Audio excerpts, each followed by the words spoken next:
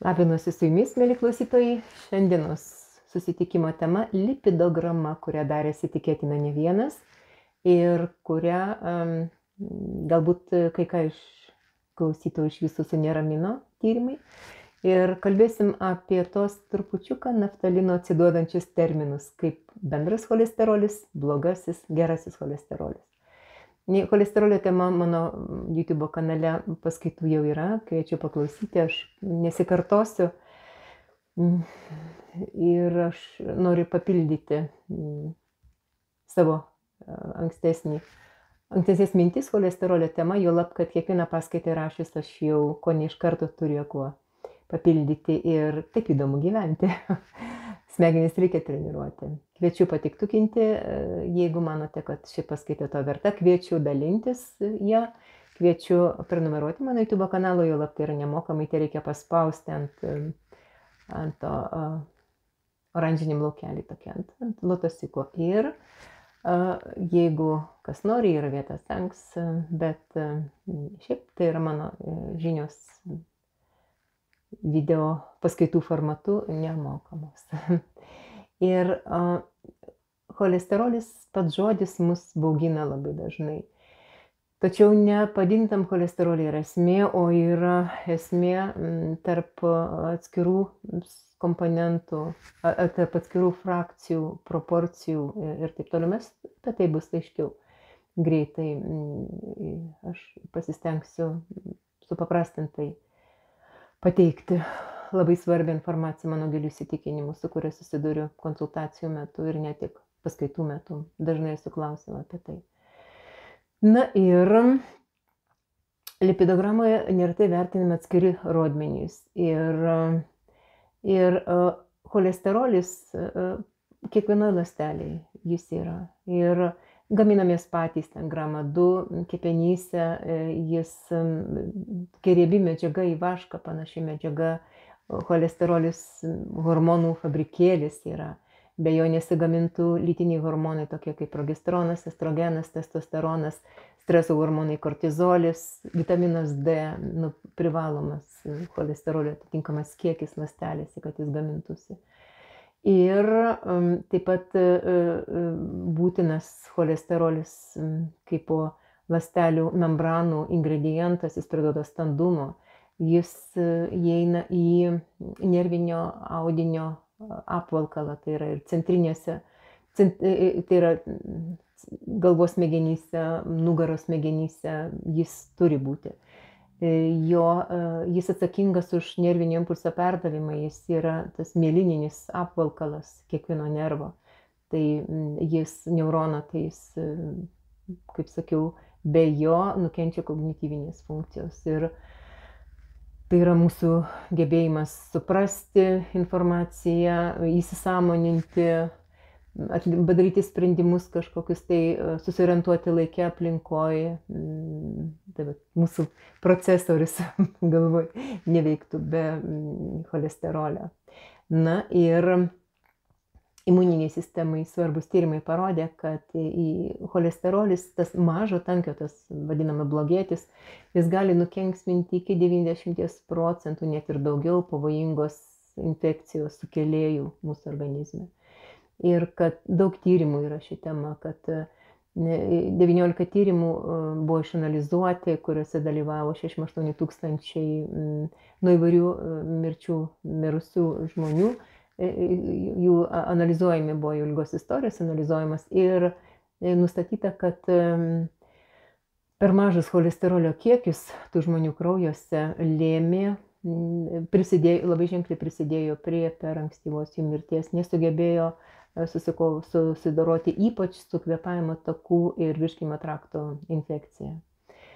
Na ir būtinas cholesterolis kaip vanduo, kaip angliavandeniai, riebalai, baltymai ir didžiąją dalim gaminamės patys, mažai gaunam su maistu, apie kokią 10-20% su maistu gauname. Pats cholesterolis yra riebalas, jis susimaišo su baltymais, antraip jis negalėtų funkcionuoti, jis negalėtų judėti, nes riebalas jis užkimštų tada kraujagyslės, tai būtų labai pavojinga rizika tada gyvybei ir sveikatai, kai lūžta įvairių traumų metu, sudėtingų traumų metu ilgieji kaulai, vamzdiniai kaulai, kuriuose yra kaulų čiulpai, tai iš jų patekę riebalai, tas sudaro riebalinės embolijas, priveda prie grėsmingų būklių. Taigi tie riebalai yra supakuoti į tokius lipoproteidus, kurie yra įvairaus tankio, tarpusavį konkuruojantis, tai yra mažo tankio, yra didelio tankio, yra labai mažo tankio, dar mažesnio tankio. Na ir tas mažo tankio arba blogasis cholesterolis, jis yra atsakingas už cholesterolio pernešimą,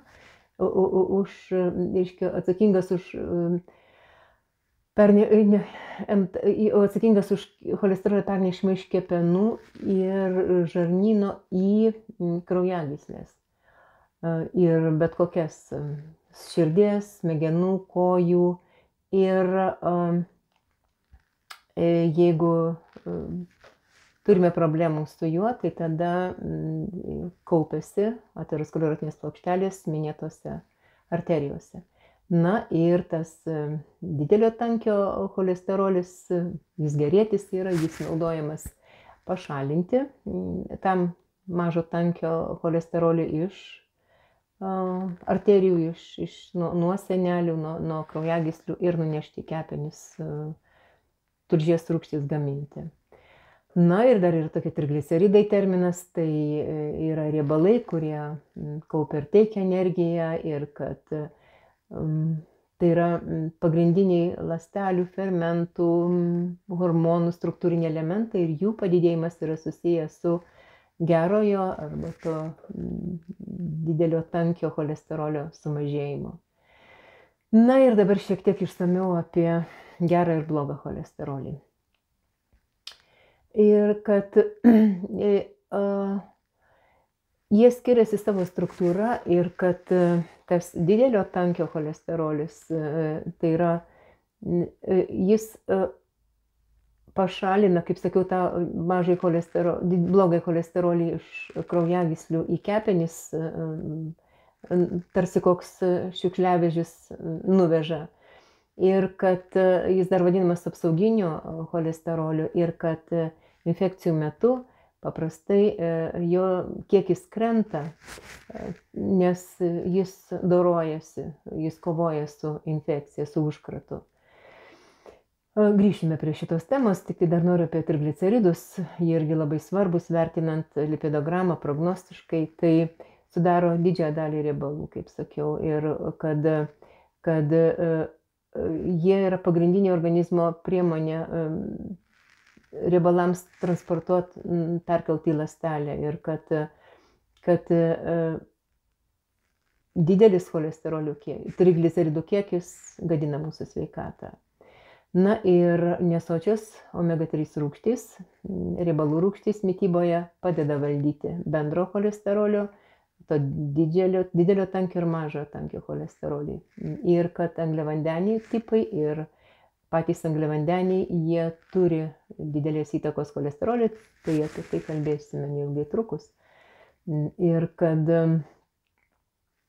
tik tai šitoje vietoje noriu paminėti, kad daug tyrimų atlikta apie mitybos įtaką ribojant sočius riebalus joje ir to mažo tankio blogo cholesterolio kiekį kraujyje, tai buvo tirta Harvardo mokslininkų tokia didelė studija, 80 000 slaugytojų kraujai tirti, vertinant šios parametrus ir buvo nustatyta, kad valgančioms kasdien kiaušinius, po vieną kitą kiaušinį, tai cholesterolis tas mažo tankio blogasis nekilo. Na ir farmacinė bendrovė sukūrė vaistus, kurie mažina mažo tankio cholesterolį, didina tą didelio tankio cholesterolį. Tačiau minėjau, kad mažo tankio cholesterolis yra ne vienalytis, tas MTL-as, kad jis sudarytas iš kelių rūšių, jis kelių tipų cholesterolių, kad jis yra tos A tipo mažo tankio cholesterolis, jis yra visiškai nepavojingas, tai yra tokios stambios molekulės, tokios purios molekulės. Ir mums kenkia tas B tipo mažo tankio cholesterolis. Ir kad pasirodo, kad tas reklamuojamas dietos kai kurių žmonių, kurios turi savy daug angliavandenių, bet mažai riebalų, kaip tik ir didina šitą B tipo mažo tankio cholesterolį. Ir kad irgi daug tyrimai buvo, kad tirta 140 000 žmonių ir pusė jų, kurie dėl širdies problemų pakliuvo į ligoninę, turėjo mažą, tai yra normalų arba per mažą, arba normalų cholesterolio kiekį, visų jo frakcijų kiekį organizme. Taip, tos visų frakcijų, tai reiškia, vertinant jas standartiškai, kaip kad mes esame daugiau įpratę. Na ir geras būdas numatyti širdies ligas, tai yra apskaičiuoti santykį tarp trigliceridų ir BTL. Ir šitas santykis idealiu atveju turėtų būti mažesnis negu 3, nes priešingo atveju jeigu jis didesnis negu 3, tai reiškia mes turime riziką sirgti širdies kraujagyslių ligomis. Ir kad vėlgi ten to pačio Harvardo tyrimas, jis buvo publikuotas Amerikos širdies asociacijos žurnale, ten Circulation, kad kai santykis didesnis, mano minėtas santykis didesnis negu 3, tai atitinkamai ten, kaip, pavyzdžiui, 5, 4, tai žmonės iki 16 kartų ir daugiau turi didesnę tikimybę susirgti širdies kraujagyslių ligomis. Ir tas B tipo mažo tankio cholesterolis, jis vadinamas kaip kokie šratai, jis yra pavojingas. Ir kad jis ir sukelia tą aterosklerotinį, tą procesą, kuris siaurina, kaupiasi cholesterolis ant arterijų sienelių ir tada sukeliamas problemos kraujotakos sistemoje. Na ir kad kuo daugiau trigliceridų dar be to yra atrasta, vienareikšmiškai patvirtinta, tuo daugiau yra atsparumo insulinui pastebima. Ir kad uždegiminiai procesai su šitų santykių yra labai susiję. Na ir vėlgi, ne pats padidėjęs cholesterolis, tas MTL B tipo yra pavojingas, bet jis pavojingas tada, kada jis oksiduojasi. Tai tik tokioje formoje jis limpa prie arterijų, tai yra prie jų vidinio sluoksnio intimos. Ir jis sukelia, kaip mano minėtus, tos aterosklerotinius procesus. Ir kad rūkoriams, pavyzdžiui, netgi gali būti visiškai normalus tų cholesterolio frakcijų kiekis kraujyje, bet dėl tabakę arba ką jie ten dabar rūko, kažkokius tai baisius dalykus, garina, dėl tų visų priedų kenksmingų, tokių kaip sunkiai metalai, visokie insekticidai, ten dėl tokių toksinų, dėl radiacijos gaminasi gauna jie daug tų laisvų radikalų ir jie priverčia oksiduotis tą MTL. Laisvi radikalai tai yra nesusiporavę elektronai. Tai kiekvieną branduolį skrieja elektronų poros, bet dėl daugybės cheminių procesų vykstančių kas sekundę mūsų organizme, jie nusimuša nuo tos normos būti poroje ir tada nesusiporavę jie gauna agresijos, jie nori poruotis ir tada jie priverčia mutuoti baltymus, privesti prie onkologinių procesų gali. Ir taip toliau prie DNR, kuri atsakinga už elektronų dalinimąsi. Bet tie laisvi radikalai priveda prie oksidacijos cholesterolio molekulėje, mažo tankio, ir tada jis nusitaiko į arterijų vidinį sluoksnį. Ir ten tada prasideda drama. kai imuninė sistema pastebi oksiduotą mažo tankio cholesterolį, jis siunčia sunkią artileriją tada. Monocitus yra tokie kraujo kūneliai, balto kraujo kūneliai. Jie išskiria uždegimą sukeliančius citokinus. Ir tada endotelis paveiktas šitų citokinų išskiria tokias lipnias mažas molekulės, kurios paralyžiuoja, tai vadinama gaisro gesinti atskubėjusius monocitus.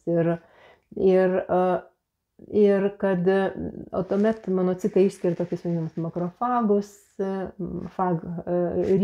ryjikus, ląstelės ryjikai, išvertus tą pavadinimą, tai reiškia, kurie turi praryti tą oksiduotą mažo tankio cholesterolį ir kitas problemas keliančias molekulinės atliekas.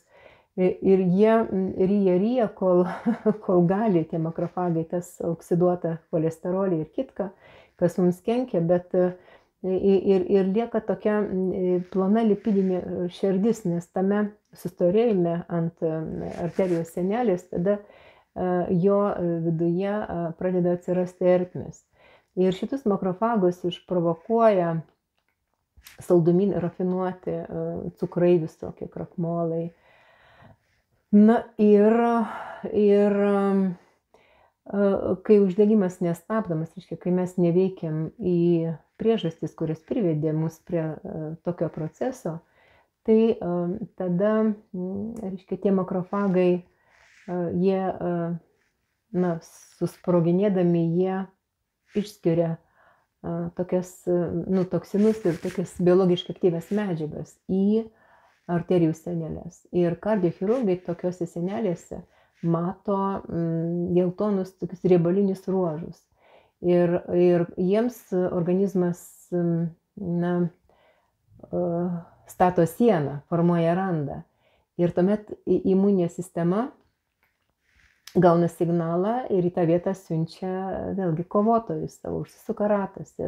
Ir kai ilgainiui, jeigu imuninė sistema stipri, pajėgi gaminti tos savo ląsteles imuninės sistemas, tai tuomet arterijos sienelė bus pažeista, nes randas prakandamas, galima sakyti, atsiranda toks plyšys, kuris sukels dar didesnį uždegimą ir kol tas ratas nebus sustabdytas, tai tol tas vietoj ruožo mūsų arterijose tada kaupsis plokštelės ir formuojasi toks fibrozinis randelis. Fibrozinis randinis audinys tada. Ir ant tos pažeistos arterijos vietos organizmas savo apsaugai formuoja krešulį. Tai kokia pasekmė? Spindžio siaurinimas. Jeigu dar prisideda spazmas streso metu ir turim, ką turim. Na ir vienas svarbiausių cholesterolio dalelių, tai yra lipoproteinai. Tie, kaip sakiau, ir jų ten A tipo trombogeninė, reiškia, poveikis jų ir kuo daugiau lėtinio uždegimo trukmė mūsų organizme, kuo didesnė, tuo daugiau to lipoproteino tipo yra sunaudojama. Ir jie kaupiasi pažeistoje vietoje, jie jungiasi su amino rūgštimis ir suformuoja tam tikrą pažeistos ar kraujagyslių sluoksnį ir skatina oksiduoto to antelo, to blogiečio mūsų, taip suprant, nusėdimą ant arterijos. Tai vat, ir užsisuka ratas toks. Na ir dar noriu pakalbėti apie trigliceridus šiek tiek daugiau. Tai organizmo atsargos, kad perteklinis mūsų riebalų kiekis, kalorijos virsta trigliceridais, kurios yra kuras. Trigliceridai duoda dvigubai daugiau energijos negu kad angliavandeniai. Ir kad pavalgius šitų trigliceridų kiekis kraujyje padidėja ir jeigu jų nesunaudojame, tai tada nukeliauja riebalinį audinį ir ten kaupiasi. Ir jeigu mes ištisai nevalgom arba dažnai nevalgom, tai tada, kada mes praukstame, jie išviliojami, jie pakviečiami iš to riebalinio audinio į ląsteles ir jie yra utilizuojami. Tai jie paprastai sudaro 60–80% riebalinio audinio masės. Bet problema yra, kada jų turime per daug. Taigi, kai sutrinka šitų 3 riebalų rūšių, mažo tankio, didelio tankio lipoproteidų ir trigliceridų balansas, tai tada diagnozuojama ta dislipidemija. Nes trigliceridai sudaryti iš glicerino ir sočių riebalų rūgščių ir nesočių. Tai sočias mes gaminamės patys, o kepenyse, riebaliniam audiny, plonžarnių gleivinėje, raumenyse, o štai nesočių riebalų rūgščių mes turim gauti su maistu. Tai yra augalinės kilmės su aliejais, riešutais, jūrinės kilmės iš jūros dumblių, iš žuvų, jūros gėrybių, bet natūraliai augintų, žinoma. Su sviestu gauname ir taip toliau. Na ir trigliceridų koncentracija gali padidėti kraujyje ir dėl kitų priežasčių. Tai yra dėl kasos uždegimo, ypač alkoholinės kilmės, kai kurių genetinių sutrikimų, kurie įtakoja lipido apykaitą, skydliaukės, inkstų veiklos sutrikimų, sisteminė raudonoji virkligė, cukrinis diabetas irgi skatina šitų trigliceridų padidėjimą, kontraceptikai, hormoniniai preparatai, kortikosteroidai. Na ir dar kai kurie vaistai, tokie kaip živ gydymui, taip pat neigiamai veikia trigliceridų apykaitą. Ir aišku, jeigu mes netinkamai maitinamės, jeigu žmonės svaiginasi kažkuo ir jeigu dar ir nesportuoja, tai tada turi trigliceridų padidėjimo problemą. Na ir taigi asmenims turintiems mažą didelio tankio DTL ir didelį trigliceridų kiekį išeminės širdies ligos rizika yra didesnė negu tiems, kuriems šitų pokyčių nenustatoma. Trigliceridai yra begalinės svarbos išeminės širdies ligos rizikos veiksnys, ypač sergant antro tipo cukriniu diabetu. Na ir jų įdomu, dėl jų su amžiumi jų kiekis mažėja, vakare jų daugiau. Na ir šiaip jau, ką daryti tada? Mano šitos video paskaitos tikslas jokių būdų nenukreiptas į statinų vartojimą. Kiekvienas žmogus turi pasirinkimą, kaip jam sveikatintis. Jeigu turi padintą, išsiderinusią tą lipidogramą, tai tada kokį variantą jam rinktis. Tai nereiškia, kad aš neturiu savo nuomonės apie statinus, bet aš žiūriu holistiškai į problemą ir siūlau jos sprendimus holistinius, tik taip galima padėti. Tai pagalba yra mažinti savo tos lipoproteidus, mažinti MTL B tipo, tą agresyvų mums, ir šalinti lėtinį sisteminį uždegimą nuo kraujagyslių sienelių, kad jos būtų nelipnios.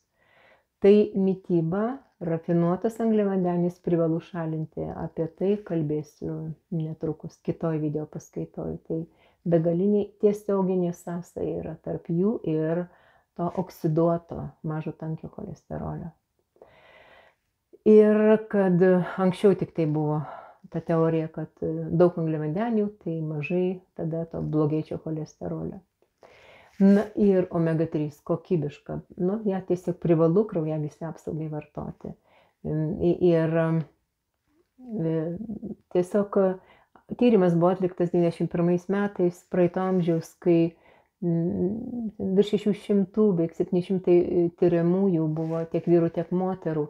Ir dalis jų, jie buvo padalinti į 2 dalis, jie turėjo riziką sirgti širdies kraujagyslių ligomis ir vienai dalyvių grupiai jie skyrė Viduržemio jūros dietą su daug jūrinės kilmės omega 3 ir kitagi negavo omega 3 su maistu ir kitaip. Ir toj pirmoj grupiai mirštamumas nuo širdies kraujagyslių ligų buvo labai mažas, antroj grupiai didžiulis ir tyrimas nutrauktas anksčiau laiko dėl apsaugant tos žmonės, kurie buvo rizikos grupėje, negaudami omega 3 kokybiškos, ne bet kokios. Bet kokios nereikia pirkti. Ir labai svarbus, jeigu mes kalbėjom oksidaciją, tai reiškia, turi būti antioksidantai. Artimiausi gamtoje esantiems antioksidantams yra polifenoliai. Jie yra plataus spektro antioksidantai. Ir ypač gerai, kada yra derinys su omega 3. Skaidulos tirpios įvairių rūšių, apie tai irgi mano video paskaita yra, todėl kad cholesterolio kiekis, to mažo tankio cholesterolio kiekis priklauso nuo mikrobiotos. Ir žinoma, kad atkur tada mikrobiotą, ją maitinam. Ir jeigu kepenyse vyksta, iš cholesterolio vyksta tulžies rūgščių sintezė, tai jeigu šitas filtras yra užterštas, suprantama, tai šita sintezė nevyks. Ir dėl to mes su vyru investuojam daug į savo sveikatą, valomės ne tik čia Lietuvo organizmą, bet skrendam ir kviečiam kartu vykti su mumis į specialias klinikas, jeigu jums tai aktualu yra. Na ir žinoma, vengti kvaišalų, aktyviai dalyvauti sportuoti ir tiesiog ir vengti stresų, kažkaip keisti savo požiūrį. Ne sanatorijai čia gyvenam visi, bet žiūrint, kaip mes matom tą pusę puodelio vandens, ar tik pusę, dar pusę. Ir išvada kokia yra, kad ne padidintas cholesterolis žudikas yra, bet žudikas yra lėtinis sisteminis uždegimas, kuris jį sudaro sąlygas lipti cholesterolį, tą mažą tankio. Ir kad lipidogramoje siūlau apsiskaičiuoti santykį tarp trigliceridų ir DTL. Primenu, jeigu jis mažiau 3, reiškia mes esame mažos rizikos grupėje sirgti širdies kraujagyslių ligomis. Na ir įsivertinti MTL tipą, kad galbūt tai yra B tipo perviršis, tada tikrai reikia sunerimti, o galbūt tai yra A ir tuomet galim ramiau gyventi. Na ir omega 3 indeksas svarbus, jis yra tyriamas specialiais testais, balance testais, omega 6-3 balansą įvertinant, begaliniai daug mokslinių tyrimų yra jam skirtų, čia tiesiog nediskutuotinis. Nuo 8 iki 12% turime turėti. Tai tada arterijų enditelis nelipinus. Na ir jau visai paskutiniai sakiniai, kad oksidacija, uždegimas, tas nesveikas cukrus ir stresas yra pagrindiniai senėjimo ir ankstyvos mirties šaukliai. Esu jums ir su jumis. Būkite sveiki.